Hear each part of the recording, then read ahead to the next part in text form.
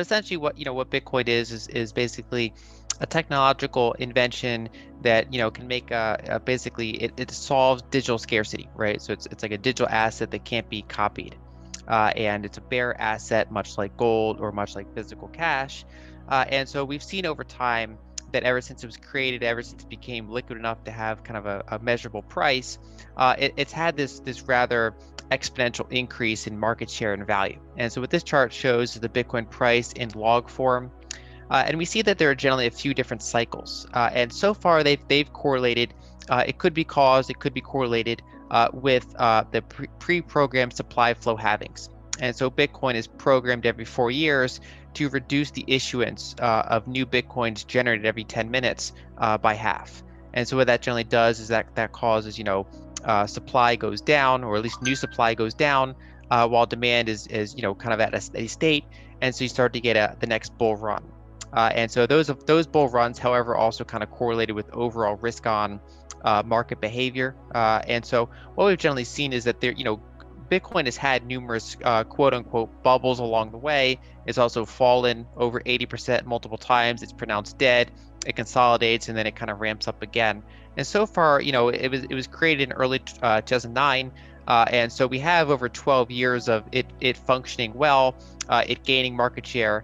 And the way I've described this is that we're essentially seeing Bitcoin being monetized in real time.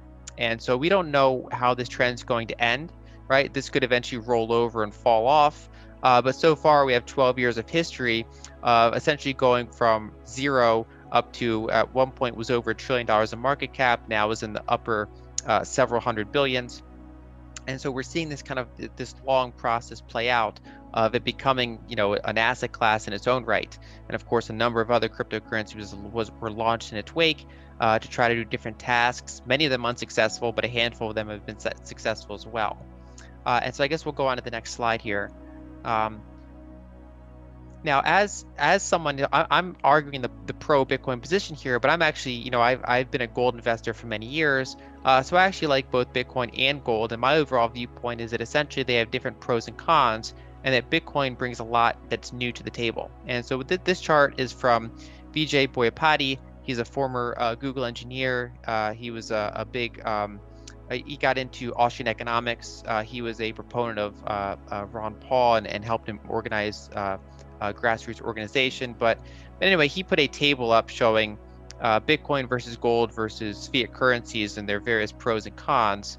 And I'll focus on the Bitcoin and gold side. And so gold has certain advantages in the sense that it's more durable, right? So if I had to say, what is the asset that I'm sure won't be worth $0, 100 years from now, it'd be gold. It doesn't require any energy input to maintain itself. And then it's also somewhat more fungible. And then it also, of course, has the longest established history of virtually any asset. Now, what Bitcoin brings to the table is a couple different variables where it's actually stronger. And so it's far more portable. In fact, gold's lack of portability was part of why it got centralized in the first place. So banks would issue banknotes that are, tied to gold rather than people carrying around the gold themselves. That's what made it more divisible, and that's what made it more portable. The neat thing about Bitcoin is that it's a digitally native bear asset. So in this world, it's increasingly focused on e-commerce, long-distance payments, and things like that. The fact that Bitcoin is digitally native is very important. So you can transact with someone trustlessly using Bitcoin over the internet, whereas you cannot do that with gold. If you were to try to use gold for that purpose, you'd have to rely on centralized third parties, either to store the gold or to convert it to fiat on the way, whereas Bitcoin is actually a digital native bearer asset. And same wise, for example, if someone were fleeing a jurisdiction, right, and going to another jurisdiction across international borders or through an airport, good luck bringing 5 figures or more of gold with you. Whereas Bitcoin can be brought through on a smartphone, it can be brought through by remembering 12-word seed phrase in your head, and so it's a very challenging asset to be stopped or confiscated in many ways. It's also more verifiable, right? So, gold coins are generally pretty easy to verify, but verifying a gold bar, to be sure, you pretty much have to melt it down and check the whole thing. Whereas Bitcoin is programmed to be easily verifiable. So any full node can check on the whole blockchain to see if certain Bitcoin are indeed genuine.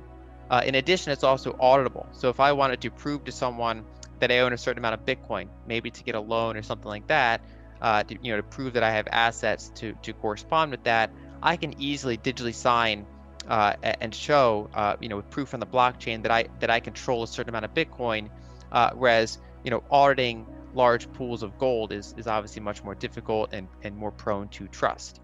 Bitcoin's also more divisible, right? So it can be broken down into 8 decimal places. That could even be changed in the future if need be. That you can divide it further, and that of course doesn't mean that you inflate it. That means that basically, kind of like how you can break an ounce of gold into grams of gold, right? You can or atoms of gold even, but of course it's not economically feasible. Bitcoin is just divisible. Each one is divisible into very, very small components that have a variety of use cases, especially on the Lightning Network, which I'll get to a little bit later. And then lastly, in terms of scarcity, and so gold still does have an inflation rate, which makes sense. As it's mined, we have a generally small inflation rate of maybe 1.5 to 2%, sometimes a little higher per year. Whereas Bitcoin, the inflation rate goes down every year. It's pre-programmed to do this. And so basically, as we got to this point, now Bitcoin actually has a lower inflation rate than gold, and it's only going to go down from here. So whenever we have halvings, that's going to keep happening. And then one final point is also more censorship resistant, right? So it's actually harder to confiscate Bitcoin or to block Bitcoin-based payments than it is to do so with gold. And so a classic history of gold was that it was often confiscated in history. It was often stored in centralized areas that were then taken over. Whereas Bitcoin is actually, for people that know how to handle it properly, is actually very, very hard to confiscate.